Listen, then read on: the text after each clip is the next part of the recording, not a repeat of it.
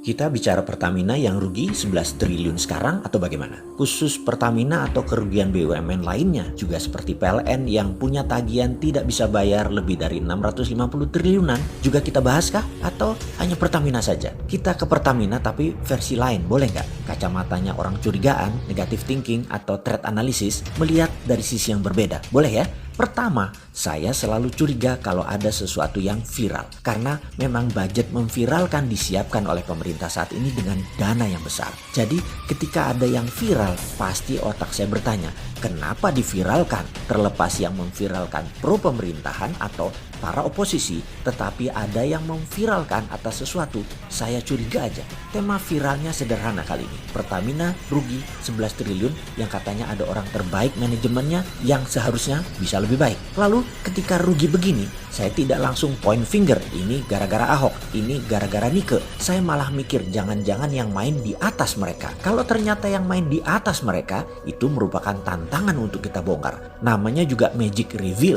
Kita membuka tabir monster ekonomi. Sesekali sok-sokan pamer sesuatu yang si Sontoloyo ini tahu. Bolehlah. Walau ndeso, kan kita sering bilang Sontoloyo ini wong bodoh ngaku pinter. Jadi ya kali ini ngaku pinter lagi deh. Setuju ya? Ini datanya. Data keuntungan Pertamina Hulu tahun 2019.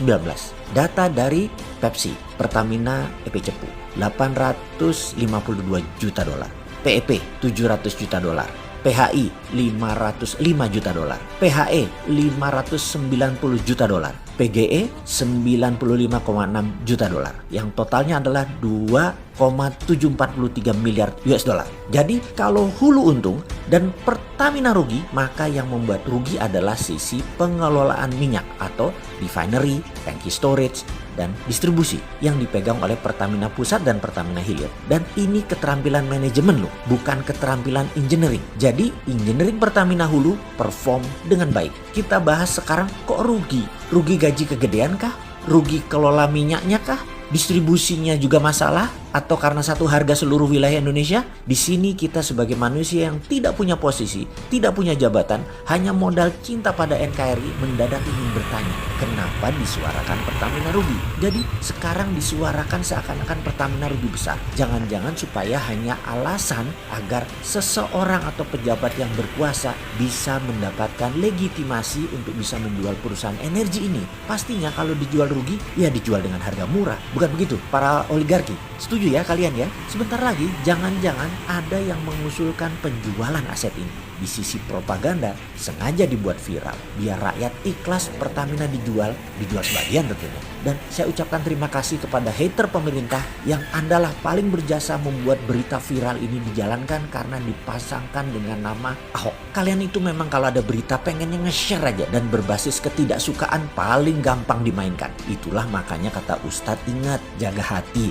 jaga pikiran. Kalau benar ini propaganda, Anda adalah influencer gratisan. Berilmu dikit lah, bersihkan hati dikit lah. Tuh kan, jadi korban kalian. Nanti marah-marah lagi. Pokoknya kowe kerjanya marah terus. Kapan dapat duitnya? Dul, sekarang bagaimana cara menjualnya Pertamina itu? Jual perusahaan jangan bapaknya. Pejabat tinggi negara bisa ikut cawe-cawe, repot. Yang dijual cucunya. Maka karena cucu usaha yang bisa melakukan penjualan cukup komisaris dan direksi. Paham undang-undang PT kan kalian? Jadi Pertamina yang bagus kan Pertamina Hulu. Yang nanti dijual ya yang bagus. Tapi yang dicitrakan ya bapaknya yang jelek. Lalu agar cucu usaha bagaimana ini Pertamina Hulu dijualnya? Oke, ya kita mengendus apa yang akan dilakukan oleh petinggi-petinggi saat ini. Yaitu bisa saja diubah dari struktur organisasi yang dibuat holding dan subholding. Di bawah subholding ada cucu perusahaan. Inilah Pertamina Hulu. Ben ketok netral dijualnya via IPO. Yang dijual lewat IPO adalah cucu perusahaan. Kenapa kalau Pertamina yang